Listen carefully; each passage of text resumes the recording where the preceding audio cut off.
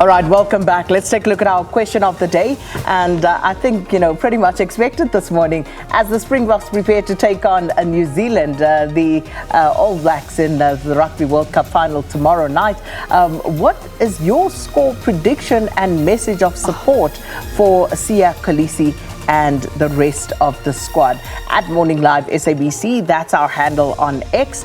Looking forward to sharing some of those messages. They are coming through thick and fast. Oh my gosh, score predictions. Wow, I don't know. Anyway, 0784591897. That's the WhatsApp number. Looking forward to hearing from you and seeing. Well, listen, if you get the score prediction right, we'll give you the winner of the day on Monday. Should we do that?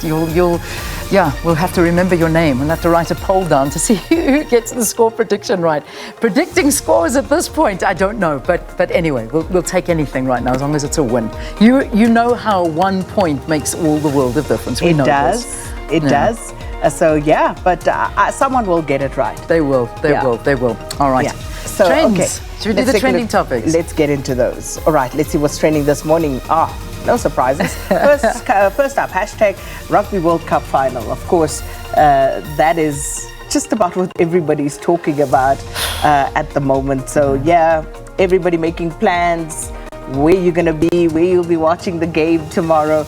And of course, it's just Bokhies on steroids at the moment. It is, and everyone talking about the team selection, who should be and who should be out. Are they happy with it? But the bottom line is that whichever way you look at it, the history books are going to be rewritten. That is the general sentiment about the match tomorrow. So Rugby World Cup will be trending the entire weekend. That will be number one in every form that it can possibly come in. So, But also, looking at some of the other things that people are talking about, as you say, the selection, the 7-1 split on the bench, for example, that's going to be very interesting. But as I say, I still think we should win it. And so either way, I think the All Blacks, they fleeced all of us in the run-up here. I think so too. We beat them so comprehensively. Yes.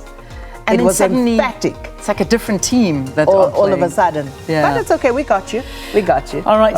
Another trend, of course, still relating to the World Cup is Mbonambi, Bongi, of course, we know with that whole incident around the Tom Curry, England's Tom Curry, saying that he used discriminatory language.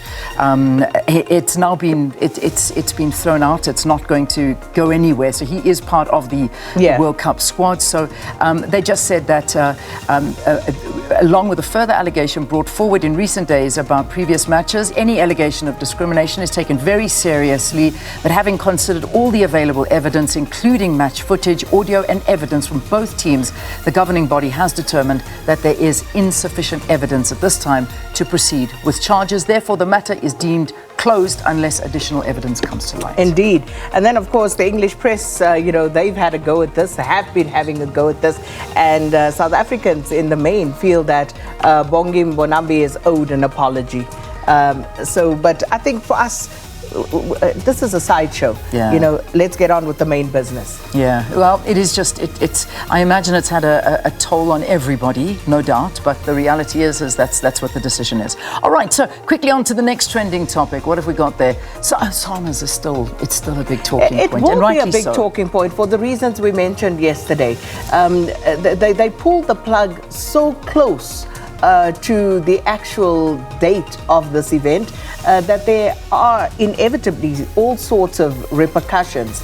And this is why this one, I think, is still going to be a talking point for a while. Yeah, it is. And so many people are just, particularly those in the music industry, are just feeling very, very despondent about this. And again, showing how, just how the arts are always on the back foot. And this is just something that's devastating for them. So we'll leave that there because this conversation is still going on. But I don't think there are any new developments per se. Not per se, from what has been announced. So that's that. And then, of course, the final one this morning.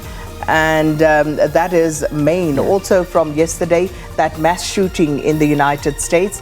And seemingly the shooter still at large, and many speculating that he's gone off the grid. Again, also what people are talking about is the fact that the police had camped outside his house for several hours and were allegedly negotiating with nobody. People talking about the foolishness around that, but also just the worry that he seems to have just vanished, disappeared, and that is a worry, because what if he surfaces somewhere else and goes on another shooting spree? But of course, the American President Joe Biden also talking about, perhaps reviewing the laws to come up with common sense gun laws, as he puts it, in the United States. I think so, because there are just far, far too many of these incidences happening there. So there we go. Robert Card, Maine, still on the loose after that shooting.